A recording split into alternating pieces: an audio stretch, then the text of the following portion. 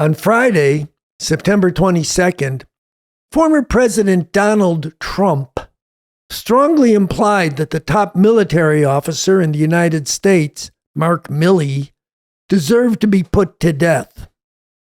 Trump was responding to the fact that shortly after the attempted coup Trump led on January 6, 2021, Milley had notified his Chinese counterpart that things were stable within the U.S.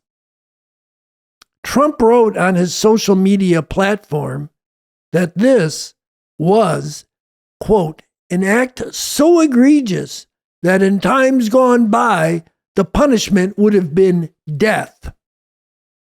Yet where were the headlines on Saturday or Sunday of last week, blaring out, former president and current favorite for Republican nomination implies that current army head should be executed? Nowhere. So 3 points on this.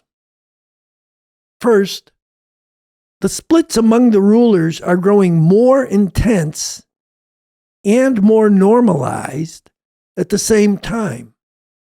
Second, as the political situation intensifies further, these splits will reach into every institution. And third, the interests of the masses of people do not lie in choosing sides between these two factions of the rulers, but in seizing on this divide to fight for a real revolution, a radically different system, and a whole better way to live. Let's start with the first point. Think how deeply those who rule this system must be split if, at the very top, the head of one section publicly goes to the brink of threatening to execute a top military figure in the other. But that's not all. There was at first very little reaction to it. No headlines, barely even a mention. And when Biden finally did speak out on this, it was 6 days after the fact. This is normalization.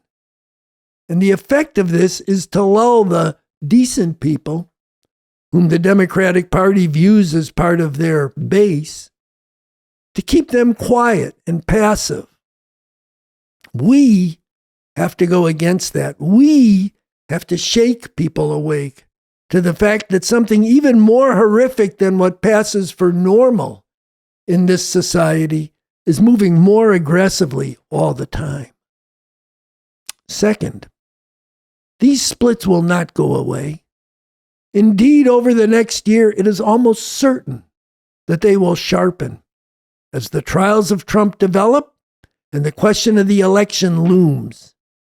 An election which these fascists will not recognize as legitimate unless they win. Bob Avakian has analyzed that, as is becoming more clear every day, there are deep and continually deepening divisions, not only in this country overall, but among the ruling powers of this system. One part of those ruling powers, represented by the Republican Party, no longer believes in or feels bound by what have been the cohering norms of democratic capitalist rule in this country. This is leading and will increasingly lead to further deepening divisions and bitter clashes throughout society as well as at the top. All the ruling institutions of this system will be increasingly affected by this. Let me repeat that. All the ruling institutions of this system will be increasingly affected by this. The polarization will continue to sharpen, with forces grouped around and led by the Republican Party becoming even more aggressive in insisting on imposing, including by violent means, their vision of what makes America great, with all the very real horrors on top of horrors that this involves. This kind of split, which involves which section of the ruling class can wield legitimate force, would be a key component of a revolutionary situation. Such splits could make it more difficult to just outright crush outpourings of the people, at least initially.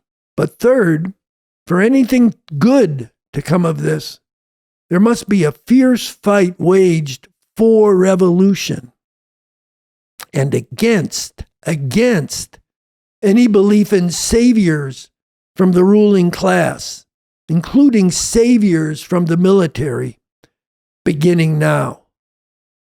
And this has to happen as part of a struggle, a revolution for a whole new way to live and a fundamentally different system.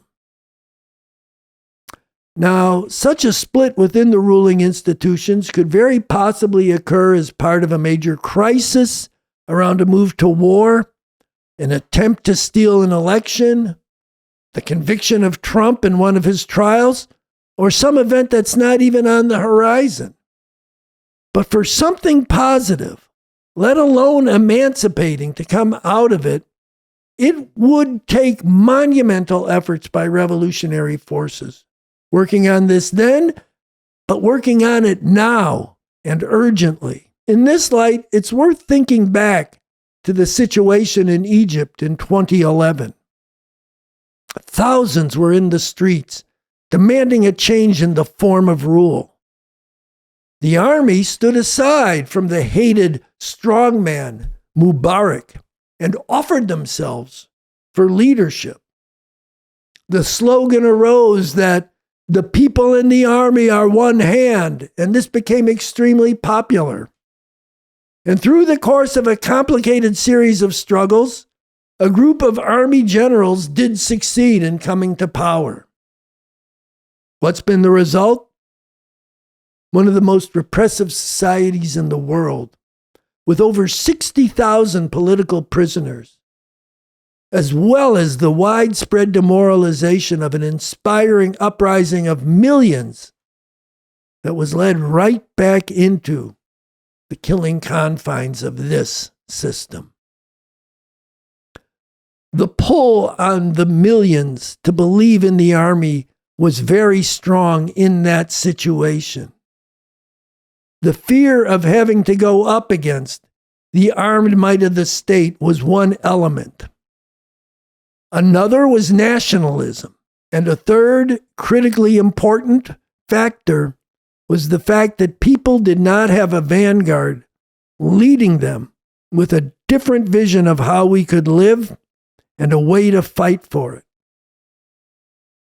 In the situation we face today, things like this make it even more important to spread the understanding that there is nothing to uphold in the Mark Milleys of the world. Milley, and now his successor, Charles Brown, were and are nothing but enforcers of the most violent, oppressive, exploitative empire the world has ever known. They rose to the top of it through their effectiveness in organizing and deploying others to carry out mass slaughter against oppressed people in other countries of the world. Milley himself commanded soldiers in the criminal U.S. invasions of or occupations of Panama, Somalia, Haiti, Iraq, and Afghanistan. In Iraq alone, the utterly unprovoked, unjustified, and criminal American invasion directly led to the deaths of roughly 300,000 people, with an estimated 600,000 to 900,000 more deaths caused by the indirect causes brought on by the destruction of public health and other causes. The invasion of Iraq, as well as these other invasions Milley so proudly struts his medals from, were war crimes. So while Trump is clearly a genocidal fascist, These people like Milley are not heroes or protectors. They are smooth-talking monsters and war criminals. This army, these leaders, must not be what people rally around in the event of a future all-out crisis in society. But the struggle to prevent that cannot wait until the crisis arises. The struggle to break people away from any allegiance whatsoever to these armed forces must start today.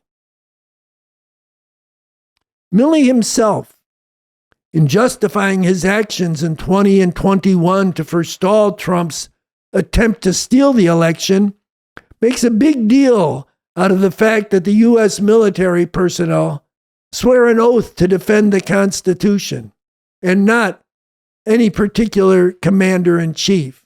This military, this soldier, me, will never turn our back on that Constitution. But have you ever asked yourself, what's that Constitution all about? Here, the words of the recently published Allegiance ring out very sharply. To people everywhere, in every part of society, the cause we should be dedicated to and the allegiance we should hold is represented not by the U.S. Constitution, a document written by and serving the interests of slave-owning and capitalist exploiters from the founding of this country down to today, a document that elevates property and the right to enslave and exploit above and against the life and liberty of billions of people here and throughout the world. A document that for nearly 100 years institutionalized owning Black people as property. A document that has been repeatedly used and is used today to legalize inequality, injustice, and oppression, with whole groups of people treated as second class and less than fully human. We can do much better than this. The cause we need to be dedicated to is revolution. To abolish and uproot this system we are now forced to live under and bring into being a new system based on the Constitution for the new socialist republic in North America, which provides a sweeping vision, a firm foundation, and concrete blueprint for a radically different and emancipating society and world, with the abolition of all inequality, oppression, and exploitation. The question at this point is not whether we are heading into times of even more extreme crisis and danger, times which pose the very definite trajectory of something really terrible. Something like the Milley incident makes that truth even more plain.